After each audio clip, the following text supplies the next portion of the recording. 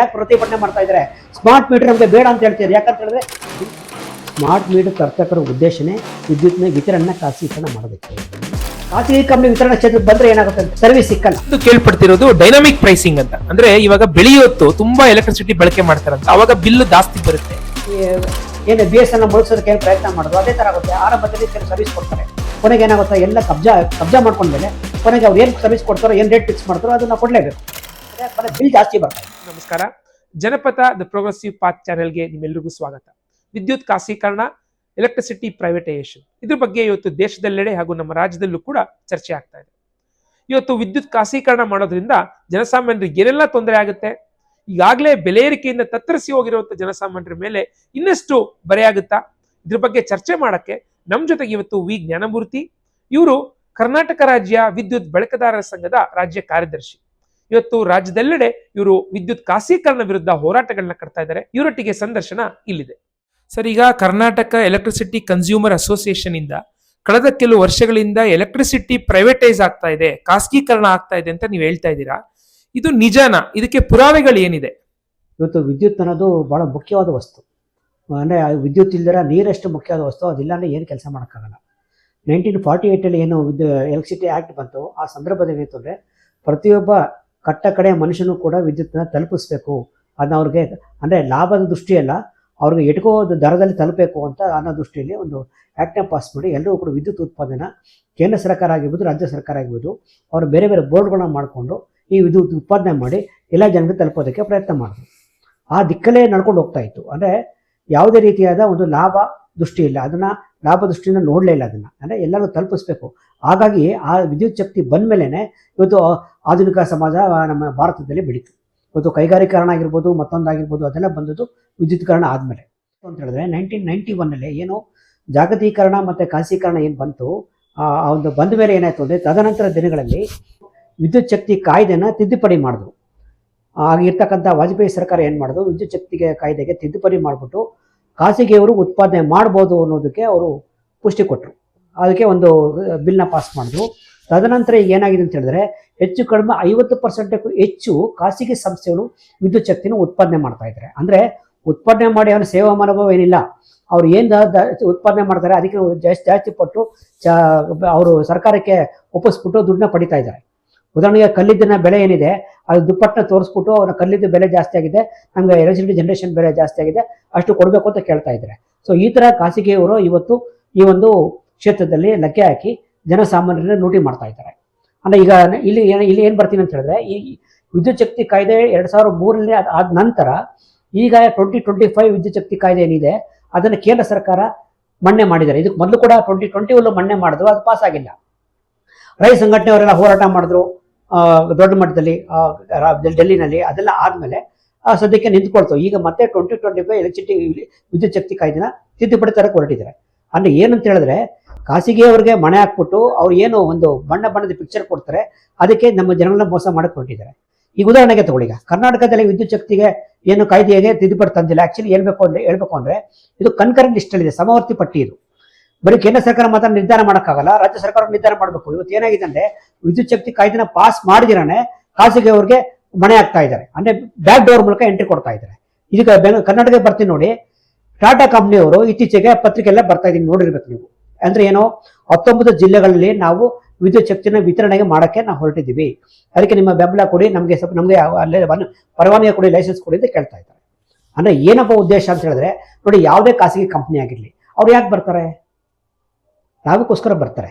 ಜನ ಸೇವಾ ಮನೋವಿಂದ ಏನೋ ಸೇವಾ ಮಾಡಬೇಕು, ಜನಗಳಿಗೆ ನಾವು ಕನ್ಸ್ಯೂಮರ್ ಮೇಲೆ ನಾವು ಏನೋ ಒಂದು ಕಡಿಮೆ ರೇಟ್ ಕರೆಂಟ್ ಕೊಡಬೇಕು ಅಂತಲ್ಲ, ಲಾಭ ದೃಷ್ಟಿ ಇಟ್ಕೊಂಡು ಬರ್ತಾ ಇದ್ದಾರೆ. ಈಗ ಟಾಟಾ ಕಂಪ್ನಿ ಏನು ಹೇಳ್ತಾ ಇದ್ದಾರೆ, 19 ಜಿಲ್ಲೆಗಳಲ್ಲಿ ನಾವು ಬೇರೆ ಬೇರೆ ಕಡೆ ನಾವು ಇದನ್ನ ಮಾಡ್ತೀವಿ, ವಿದ್ಯುತ್ ಶಕ್ತಿನ ಪೂರೈಕೆ ಮಾಡ್ತೀವಿ, ನಮಗೆ ಅನುಮತಿ ಕೊಡಿ ಅಂತ ಕೇಳ್ತಾ ಇದ್ದಾರೆ. ನೋಡಿ, ಯಾರೇ ಬಂದರೂ ಕೂಡ ಆರಂಭದಲ್ಲಿ ತುಂಬಾ ಬಣ್ಣದ ಮಾತಾಡ್ತಾರೆ, ಬಣ್ಣದ ಪಿಕ್ಚರ್ ಕೊಡ್ತಾರೆ. ಅವ್ರೆ ಅದೇ ಟಾಟಾ ಕಂಪ್ನಿಯವರು ಮುಂಬೈಲಿ ಏನು ಮಾಡ್ತಾ ಇದ್ದಾರೆ, ಮುಂಬೈಲಿ ಕೂಡ ಜಾಸ್ತಿ ಬಿಲ್ ಅವರು ಬೇರೆ ಎಸ್ಕಾಂ ಕಂಪೇರ್ ಮಾಡಿದ್ರೆ ಅವ್ರ ರೇಟ್ ಜಾಸ್ತಿ ಇದೆ. ಒರಿಸ್ಸಾದಲ್ಲೇ ಇದ್ದಾರೆ, ಬೇರೆ ಕಡೆ ಇದ್ದಾರೆ. ಇದೆಲ್ಲ ಏನಾಗುತ್ತೆ ಅಂತ ಹೇಳಿ ಖಾಸಗಿಯವರು ಬಂದ್ರೆ ಆರಂಭದಲ್ಲಿ ನಿಮಗೆ ಏನು ಚೆನ್ನಾಗಿ ಮಾತಾಡ್ತಾರೆ ಮತ್ತು ಸರ್ವಿಸ್ ಕೊಡ್ಬೋದು. ಬಟ್ ನಂತರ ದಿನಗಳಲ್ಲಿ ದುಡ್ಡು ಜಾಸ್ತಿ ಆಗುತ್ತೆ, ರೇಟ್ ಜಾಸ್ತಿ ಆಗುತ್ತೆ. ಉದಾಹರಣೆಗೆ ತಗೊಳ್ಳಿ, ಇವತ್ತು ಅವ್ರದ್ದು ಒಟ್ಟಾರೆ ಇನ್ನು ಪರ್ ಯೂನಿಟ್ ಕಡಿಮೆ ಇದೆ, ಬಟ್ ಒಟ್ಟಾರೆ ಇದು ತಗೊಂಡ್ರೆ ಅವ್ರ ರೇಟ್ ಜಾಸ್ತಿ ಇದೆ. ಬಾಂಬೆ ಕಂಪೇರ್ ಮಾಡಿದ್ರೆ ಅವ್ರ ರೇಟ್ ತುಂಬಾನೇ ಜಾಸ್ತಿ ಇದೆ. ಅದರ ಜೊತೆಗೆ ಏನಾಗಿದೆ ಅಂದ್ರೆ, ಅವ್ರು ಏನೀಗ ಕರ್ನಾಟಕದಲ್ಲಿ ಏನು ವಿದ್ಯುತ್ ಶಕ್ತಿನ ಪೂರೈಕೆ ಮಾಡಬೇಕು ಅಂತ ಇದ್ರಲ್ಲ, ಅವ್ರೇನ್ ಮಾಡ್ತಾ ಇದಾರೆ, ಎಲ್ಲರಿಗೂ ಮಾಡ್ತಾ ಇಲ್ಲ ಪೂರೈಕೆನ, ಅವ್ರು ಮಾಡ್ತಾ ಇರೋದು ಕೆಲವೇ ಮಂದಿಗೆ. ಅಂದ್ರೆ ಎಲ್ಲಿ ಅವ್ರು ಏನ್ ತಗೊಳ್ತಾ ಇರೋದು ಏನಂದ್ರೆ 75% ಕಮರ್ಷಿಯಲ್ ಏರಿಯಾದಲ್ಲಿ ಮಾಡ್ಕೊಟ್ಟಿದ್ದಾರೆ. ಅದು ಬಿಟ್ಟು 63% ಗೃಹ ಬಳಕೆಯನ್ನು ಯಾವುದೋ ಅಪಾರ್ಟ್ಮೆಂಟ್ ಮತ್ತೊಂದು ಇದೆಯಲ್ಲ ಆ ಥರಕ್ಕೆ ಹೊರಟಿದ್ದಾರೆ. ಅದ್ರ ಜೊತೆಗೆ ಇನ್ನೊಂದು ಅಂತ ಹೇಳಿದ್ರೆ ಕೈಗಾರಿಕೆ ವಲಯ ಇದೆಯಲ್ಲ ಅಲ್ಲಿ ಕೂಡ ಮಾಡ್ಕೊಟ್ಟಿದ್ದಾರೆ. ಅಂದ್ರೆ ಎಲ್ಲೆಲ್ಲಿ ದುಡ್ಡು ಬರುತ್ತೆ, ದುಡ್ಡು ಜಾಸ್ತಿ ಶೇಖರಣೆ ಮಾಡ್ಬೋದು, ದುಡ್ಡು ಕಲೆಕ್ಟ್ ಮಾಡ್ಬೋದು, ಅದನ್ನ ತೆಗೆದುಕೊಳ್ತಾ ಇದ್ದಾರೆ. ಆದ್ರೆ ಪಂಪ್ ಸೆಟ್ ಆಗಿರ್ಬೋದು, ರೈತರಿಗೆ ಏನು ನಮ್ಮ ಪಂಪ್ ನೀರಾವರಿಗೆ ಏನು ಸೌಲಭ್ಯ ಕೊಡ್ತೀವಿ, ಅಥವಾ ನೀರಾವರಿನ ವಾಟರ್ ಸಪ್ಲೈ ಮಾಡೋಕೆ ಏನು ನಾವು ಕರೆಂಟ್ನ ಬಳಸ್ತೀವಿ ಆ ಕ್ಷೇತ್ರಕ್ಕಾಗಲಿ ಅಥವಾ ಗೃಹ ಬಳಕೆಗೆ ಹೋಗ್ತಾ ಇರೋದೇ ಆಲ್ಮೋಸ್ಟ್ ಒಂದು 80% ಎಲ್ಲಿ ಹಣ ಬೇಗನೆ ಬರ್ತದೆ ಅದಕ್ಕೆ ತಲೆ ಹಾಕಿ ಅದಕ್ಕೆ ಅವರು ಗಮನ ಹಾಕಿದ್ರೆ ಹೊರತು ಇಲ್ಲಿ ಸೇವಾ ಕ್ಷೇತ್ರದ ಮನೋಭಾವ ಇಲ್ವೇ ಇಲ್ಲ. ಅದರಿಂದ ಏನಾಗುತ್ತೆ ಅಂತ ಹೇಳಿದ್ರೆ, ಇವ್ರು ಬಂದ್ರೆ ಏನಾಗುತ್ತೆ ಅಂತ ಹೇಳಿದ್ರೆ, ಈಗ ಬೇರೆಯವರಿಗೆ ನಮ್ಮ ಇದುವರೆಗೆ ಏನಾಗ್ತಿದೆ, ನಮ್ಮ ಎಲೆಕ್ಟ್ರಿಸಿಟಿ ಕಂಪ್ನಿಗಳಲ್ಲಿ ಏನಾಗ್ತಾ ಇದೆ ಅಂದ್ರೆ ಇಂಡಸ್ಟ್ರಿಯಲ್ ಇಂದ ಕಮರ್ಷಿಯಲ್ ಇಂದ ಮತ್ತೆ ಬೇರೆ ಬೇರೆ ಸೆಕ್ಟರ್ ಇಂದ ದುಡ್ಡನ್ನ ಜಾಸ್ತಿ ಮಾಡಿ ಕ್ರಾಕ್ ಸಬ್ಸಿಡಿ ಕೊಡ್ತಾರೆ. ಆ ಕ್ರಾಕ್ ಸಬ್ಸಿಡಿ ಕೊಡೋದ್ರ ಮೂಲಕ ಬೇರೆ ಬೇರೆ ಗ್ರಾಹಕರಿಗೆ, ಅದು ಪರ್ಟಿಕ್ಯುಲರ್ ರೈತರಿಗೆ ಸಬ್ಸಿಡಿ ದರದಲ್ಲಿ ಕರೆಂಟ್ ಪೂರೈಕೆ ಮಾಡ್ತಾರೆ. ಈಗೇನಾಗುತ್ತೆ ಅಂತ ಹೇಳಿದ್ರೆ, ಇವರು ಇದನ್ನ ಕೊಡೋದ ನಿಲ್ಲಿಸ್ಬಿಟ್ರು ಅಂತ ಹೇಳಿದ್ರೆ ಆ ಹೊರೆನ ರಾಜ್ಯ ಸರ್ಕಾರ ಭರಿಸಬೇಕು, ಇಲ್ಲ ಅಂತ ಹೇಳಿದ್ರೆ ಗ್ರಾಹಕರ ತಲೆ ಮೇಲೆ ಹಾಕ್ಬೇಕು. ಇದು ಆಗುತ್ತೆ. ಇದು ಅದರಿಂದಾಗಿ ಖಾಸಗೀಕರಣ ಏನಿದೆ, ಯಾಕಂದ್ರೆ ಖಾಸಗೀಕರಣ ಅಂತ ಅರ್ಥ ಏನಂದ್ರೆ, ಇಲ್ಲಿ ಖಾಸಗಿ ಕಂಪನಿಯವರು ವಿತರಣಾ ಕ್ಷೇತ್ರಕ್ಕೆ ಬರ್ತಾ ಇದ್ದಾರೆ. ಖಾಸಗಿ ಕಂಪನಿ ವಿತರಣಾ ಕ್ಷೇತ್ರಕ್ಕೆ ಬಂದ್ರೆ ಏನಾಗುತ್ತೆ ಅಂತ ಹೇಳಿದ್ರೆ ಸರ್ವಿಸ್ ಸಿಕ್ಕಲ್ಲ. ಅಂದ್ರೆ ಸರ್ವಿಸ್ ಆರಂಭ ಸಿಗುತ್ತೆ, ಕೊನೆಗೆ ಏನಾಗುತ್ತೆ, ಪ್ರತಿಯೊಂದಕ್ಕೂ ಕೂಡ ಹೆಜ್ಜೆಗೂ ಕೂಡ ನೀವು ದುಡ್ಡು ಜಾಸ್ತಿ ಕಟ್ಟು ಕರೆಂಟ್ ಪಡಿಬೇಕು, ಇಲ್ಲಾಂದ್ರೆ ನಿಮ್ಗಿಲ್ಲ. ಹಾಗಾಗಿ ನಾವು ಪ್ರತಿಯೊಂದು ಏನೇನ ಒಂದು ಇಂಪ್ಲಿಮೆಂಟ್ ಆಗ್ತಾ ಇದೆ, ಏನೋ ಒಂದು ಪಾಲಿಸಿ ಬರ್ತಾ ಇದೆ, ನಮ್ಮ ಸಂಘಟನೆ ಕರ್ನಾಟಕ ವಿದ್ಯುತ್ ಬಳಕೆದಾರ ಸಂಘದಿಂದ ಇದನ್ನು ನಾವು ಅಪೋಸ್ ಮಾಡ್ತಾ ಇದೀವಿ. ಇದು ಯಾವುದೇ ಕಾರಣಕ್ಕೂ ಕೂಡ ಇದು ಸರಿಯಲ್ಲ. ಸರ್, ಇವಾಗ ಖಾಸಗೀಕರಣ ತುಂಬಾ ಜನ ಮಾತಾಡೋದು ಒಳ್ಳೇದೇ ಅಲ್ವಾ? ಇವಾಗ ಒಂದು ಪ್ರೈವೇಟ್ ಕಂಪನಿಯವರು ಎಲೆಕ್ಟ್ರಿಸಿಟಿನ ಡಿಸ್ಟ್ರಿಬ್ಯೂಟ್ ಮಾಡ್ತಾರೆ ಅಂದ್ರೆ ಇವಾಗ ಏನ್ ಸಮಸ್ಯೆ ಆಗುತ್ತೆ, ಸರ್ಕಾರ ಡಿಸ್ಟ್ರಿಬ್ಯೂಟ್ ಮಾಡ್ತಾ ಇದೆ, ಬೇರೆ ಬೇರೆ ಬೆಸ್ಕಾಂಗಳು ಮಾಡ್ತಾ ಇದ್ದಾರೆ, ಅದರಿಂದ ಯಾವಾಗಲೂ ಕರೆಂಟ್ ಕಟ್ ಆಗುತ್ತೆ, ಬಿಲ್ಗಳಲ್ಲಿ ಮೋಸ ಆಗ್ತಾ ಇದೆ, ಎಫಿಷಿಯನ್ಸಿ ಇಲ್ಲ. ಅಕಸ್ಮಾತ್ ಇವಾಗ ಪ್ರೈವೇಟೈಸ್ ಆದ್ರೆ ಇದೆಲ್ಲ ಚೆನ್ನಾಗಾಗುತ್ತೆ ಅನ್ನೋದು ಹಲವಾರು ಜನರ ಮನಸ್ಥಿತಿ. ಇವಾಗ ಇದು ಎಷ್ಟು ಮಟ್ಟಿಗೆ ಸರಿ? ಉದಾಹರಣೆಗೆ ನೀವು ಈಗ ಬೇರೆ ರಾಜ್ಯದಲ್ಲಿ ಟಾಟಾ ಕಂಪ್ನಿ ವರ್ಕ್ ಮಾಡ್ತಿದ್ದಾರೆ, ಬಾಂಬೆಲಿದೆ ಅವರು, ಮತ್ತೆ ಬೇರೆ ರಾಜ್ಯಗಳಿದೆ, ಅವ್ರ ಸರ್ವಿಸ್ ಏನು ಹೆಚ್ಚು ಕಡಿಮೆ ಅದೇ ಥರ ಇದೆ, ಸರ್ವಿಸ್ ಏನು ತುಂಬ ಚೆನ್ನಾಗಿಲ್ಲ. ಅಂದರೆ ಈಗೇನು ನಮ್ಮ ವಿದ್ಯುತ್ ಕಂಪನಿಗಳು ಯಾರು ಕೆಲಸ ಮಾಡ್ತಾರೆ ಅದಕ್ಕಿಂತ ಕಡಿಮೆ ಸ್ಟಾಪ್ ಇದ್ದಾರೆ, ಅದಕ್ಕಿಂತ ಅವ್ರದ್ದು ಸರ್ವಿಸ್ ಇಲ್ಲ ಅಲ್ಲಿ. ಯಾರು ಬದಲಾಗಿ ಅಲ್ಲಿ ಅಂಡರ್ ಸ್ಟಾಪ್ ಇಟ್ಕೊಂಡು ಅವ್ರಿಗೆ ವರ್ಕರ್ನ ಶೋಷಣೆ ಮಾಡ್ತಾ ಇದ್ದಾರೆ, ಬೆಲೆ ಜಾಸ್ತಿ ಮಾಡ್ತಾ ಇದೆ, ಸರ್ವಿಸ್ ಅಂತೂ ಕೊಡ್ತಾ ಇಲ್ಲ ಅವರು. ಈಗ ಒರಿಸ್ಸಾದಲ್ಲಿ ತಗೊಳ್ಳಿ, ಒರಿಸ್ಸಾದಲ್ಲಿ ಏನಾಗಿದೆ ಅಂತ ಹೇಳಿದ್ರೆ ಹೆಚ್ಚು ಕಡಿಮೆ ಇದೆ, ಬಟ್ ಆದರೆ ಸರ್ವಿಸ್ ಅದು ಅಬ್ಸಲ್ಯೂಟ್ಲಿ ಇಲ್ಲ. ಅಂದರೆ ಅಂಡರ್ ಸ್ಟಾಪ್ ಇಟ್ಕೊಂಡು ಆರಂಭದಲ್ಲಿ ಏನೋ ಒಂದು ಗಿಮಿಕ್ ಮಾಡ್ತಾರೆ. ಉದಾಹರಣೆಗೆ ನೀವು ಈ ಏನು BSNL ಮುಳುಗಿಸೋದಕ್ಕೆ ಏನು ಪ್ರಯತ್ನ ಮಾಡಿದ್ರು ಅದೇ ತರ ಆಗುತ್ತೆ. ಆರಂಭದಲ್ಲಿ ಕೆಲವು ಸರ್ವಿಸ್ ಕೊಡ್ತಾರೆ, ಕೊನೆಗೆ ಏನಾಗುತ್ತೆ, ಎಲ್ಲ ಕಬ್ಜಾ ಮಾಡ್ಕೊಂಡ್ಮೇಲೆ ಕೊನೆಗೆ ಅವ್ರು ಏನ್ ಸರ್ವಿಸ್ ಕೊಡ್ತಾರೋ, ಏನ್ ರೇಟ್ ಫಿಕ್ಸ್ ಮಾಡ್ತಾರೋ ಅದನ್ನ ಕೊಡ್ಲೇಬೇಕು. ಸೊ ನೆಕ್ಸ್ಟ್ ಸರ್, ಇವಾಗ ಖಾಸಗೀಕರಣದ ಹಿನ್ನೆಲೆಯಲ್ಲಿ ಇವತ್ತು ಎಲೆಕ್ಟ್ರಿಸಿಟಿ ಖಾಸಗೀಕರಣ ಆಗ್ತಾ ಇದೆ, ನೀವ್ ಹೇಳಿದ್ರಿ. ಅದೊಟ್ಟಿಗೆ ಇವಾಗ ಸರ್ ಸ್ಮಾರ್ಟ್ ಮೀಟರ್ ಅಳವಡಿಕೆ ಆಗ್ತಿದೆ ಎಲ್ಲಾ ಕಡೆ. ಇವತ್ತು ಸ್ಮಾರ್ಟ್ ಮೀಟರ್ ಅಳವಡಿಕೆ ಆಗ್ತಿರೋದು ಇದು ಖಾಸಗೀಕರಣದ ಹಿನ್ನೆಲೆಯಲ್ಲಿ ಬರ್ತಾ ಇದೆಯಾ, ಅಥವಾ ಇದು ಒಳ್ಳೇದಾಗ್ಲಿ ಜನಗಳಿಗೆ ಸ್ಮಾರ್ಟ್ ಆಗಿ ಎಲೆಕ್ಟ್ರಿಸಿಟಿ ಬರ್ಲಿ ಅಂತ ಮಾಡ್ತಾ ಇದಾರಾ? ಇಲ್ಲ, ಅವ್ರು ಏನು ಕಾರಣ ಕೊಡ್ತಾರೆ, ಎಫಿಷಿಯನ್ಸಿ ಬೇಕು, ವಿದ್ಯುತ್ನ ಪೋಲ್ ಮಾಡೋಕ್ಕೆ ಅವಕಾಶ ಇಲ್ಲ ಅಂತ ಹೇಳ್ತಾರೆ, ಬೇರೆ ಬೇರೆ ಕಾರಣ ಕೊಡ್ತಾರೆ. ಆಕ್ಚುಲಿ ಏನಂತ ಹೇಳಿದ್ರೆ, ಸ್ಮಾರ್ಟ್ ಮೀಟರ್ ತರ್ತಕ್ಕರ ಉದ್ದೇಶನೇ ವಿದ್ಯುತ್ನ ವಿತರಣೆ ಖಾಸಗೀಕರಣ ಮಾಡೋದಕ್ಕೆ. ಅಂದ್ರೆ ಏನಂದ್ರೆ, ನೀವು ಸ್ಮಾರ್ಟ್ ಮೀಟರ್ನ ಅದು ಪ್ರೀಪೇಯ್ಡ್ ಮೀಟರ್ ಕನ್ವರ್ಟ್ ಮಾಡ್ಬೋದು. Any time you can convert as prepaid meter ಮಾಡಿದ್ರೆ ಯಾರಲ್ಲಿ ದುಡ್ಡಿದೆ ಅವ್ರು ಕರೆಂಟ್ನ ಬಳಸ್ಕೊಳ್ಳಿ, ಯಾರ ಹತ್ರ ದುಡ್ಡಿಲ್ಲ ಅವ್ರು ಸುಮ್ಮನೆ ಇಟ್ಲಿ.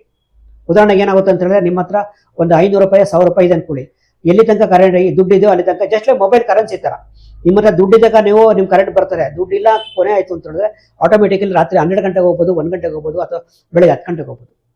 ಇದು ಏನಾಗುತ್ತೆ ಅಂತ ಹೇಳಿದ್ರೆ, ಸ್ಮಾರ್ಟ್ ಮೀಟರ್ ತರ್ತಾರ ಉದ್ದೇಶನೇ ಖಾಸಗಿ ವಿತರಣೆ ಮಾಡೋಕ್ಕೆ ಸಹಾಯ ಆಗಲಿ, ಅವ್ರು ತೊಂದರೆ ಆಗಬಾರ್ದು ಅಂತ ಅವ್ರ ಮನೆ ಹಾಕ್ಲಿಕ್ಕೆ ಮಾಡ್ತಾ ಇದ್ದಾರೆ. ಜೊತೆಗೆ ಏನಂದ್ರೆ, ಪ್ರತಿಯೊಂದು ಏನಿದೆಯಲ್ಲ ಈ ಸ್ಮಾರ್ಟ್ ಮೀಟ್ರು, ಅದಕ್ಕೆ ನೀವು ಹಣ ಕಟ್ಟಬೇಕು, ಇದ್ರ ಬಾಡಿಗೆ ಕಟ್ಟಬೇಕು, ಇಲ್ಲ ಹಣ ಕಟ್ಟಬೇಕು. ಅದನ್ನ ಗ್ರಾಹಕ ತಲೆ ಮೇಲೆ ಹಾಕ್ತಾರೆ, ಅವ್ರ ಕೈದೇನೆ ಆಗ್ತಾ ಇಲ್ಲ. ಆ ಪ್ರತಿಯೊಂದು ಹಣ ಕೊಟ್ಟು ನೀವು ಪಡಿಬೇಕು ಅದನ್ನ. ಅಂದ್ರೆ ಇದು ಉದ್ದೇಶ ಇರೋದನ್ನೇ ಹಣ ಜಾಸ್ತಿ ಮಾಡ್ಲಿಕ್ಕೆ. ಅಂದ್ರೆ ನಿಮ್ಗೆ ಪ್ರತಿಯೊಂದು ಈಗ ಮೊನೋಲಾಗ್ ಮೀಟರ್ ಏನಿತ್ತು ಅಥವಾ ಬೇರೆ ಮೀಟರ್ ಏನಿದೆ ಅದ್ರಲ್ಲಿ ಸ್ವಲ್ಪ ತುಂಬಾ ಅಕ್ಯುರಸಿ ಹೆಚ್ಚು ಕಡಿಮೆ ಆಗ್ಬೋದು, ಬಟ್ ಇಲ್ಲಿ ತುಂಬಾ ಅಕ್ಯುರಸಿ ಕೊಡ್ತಾರೆ, ಬಿಲ್ ಜಾಸ್ತಿ ಬರ್ತಾ ಇದೆ. ಈಗ ಒರಿಸ್ಸಾ ಆಗಿರ್ಬೋದು, ಬೆಂಗಾಲ್ ಆಗಿರ್ಬೋದು, ಅಸ್ಸಾಂ ಆಗಿರ್ಬೋದು, UP ಯಾಕೆ ಪ್ರತಿಭಟನೆ ಮಾಡ್ತಾ ಇದ್ದಾರೆ, ಸ್ಮಾರ್ಟ್ ಮೀಟರ್ ನಮ್ಗೆ ಬೇಡ ಅಂತ ಹೇಳ್ತಾರೆ. ಯಾಕಂತ ಹೇಳಿದ್ರೆ ಬಿಲ್ ಹಣ ಜಾಸ್ತಿ ಬರ್ತಾ ಇದೆ, ಆದರೆ ಜನ ಕಟ್ಟಕ್ಕಾಗಲ್ಲ, ದುಬಾರಿ ಆಗ್ತಾ ಇದೆ, ನಂಗೆ ಬೇಡ ಅಂತ ಹೇಳ್ತಾ ಇದ್ದಾರೆ.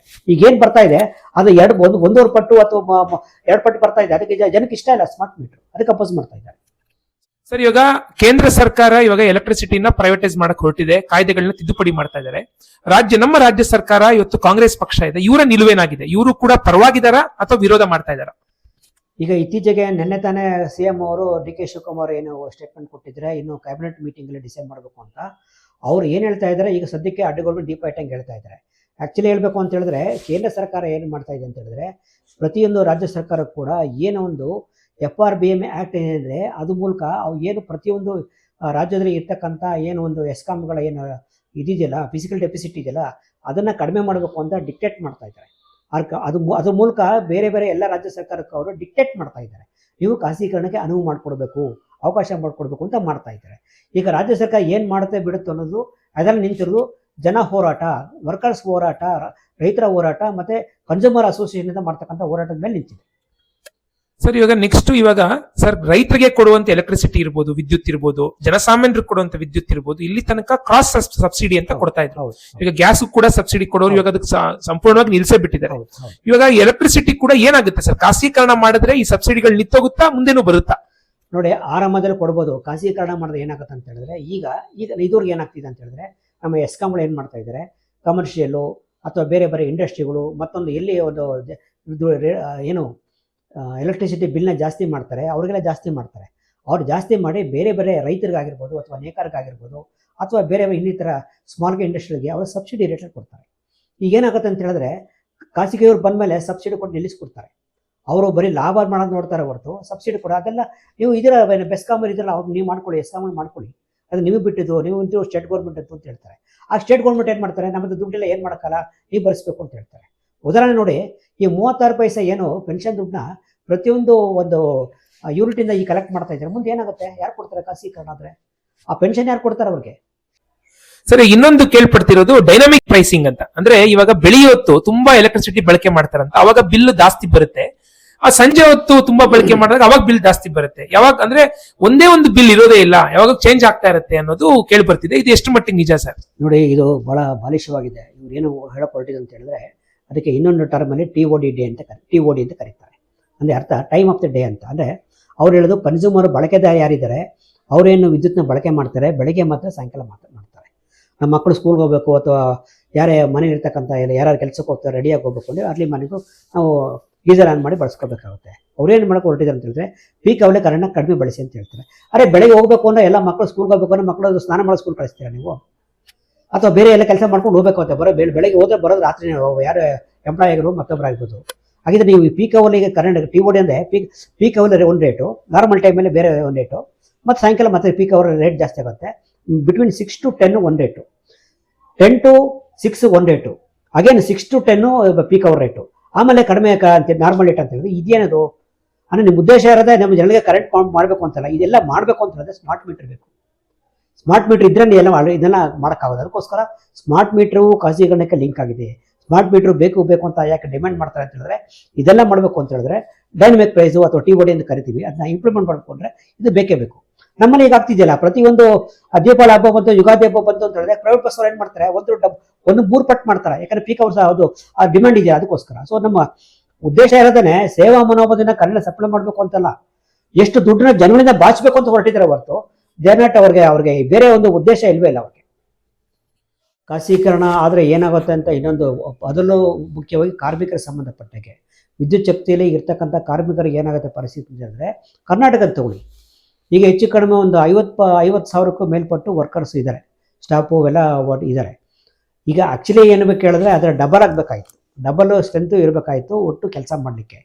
ಇರ್ತಕ್ಕಂಥ ಅರ್ಧ ಸ್ಟ್ರೆಂತಲ್ಲೇ ಒಂದು 1 ಲಕ್ಷಕ್ಕೆ ಮೇಲ್ಪಟ್ಟು ಇರ್ತಕ್ಕಂಥ ಸಂದರ್ಭದಲ್ಲಿ ಬರೀ 50,000 ವರ್ಕರ್ಸ್ ಇಟ್ಕೊಂಡು ಇವತ್ತು ಒಂದು ಎಸ್ಕಾಮ್ಸ್ಗಳು ಕೆಲಸ ಮಾಡ್ತಾ ಇದೆ.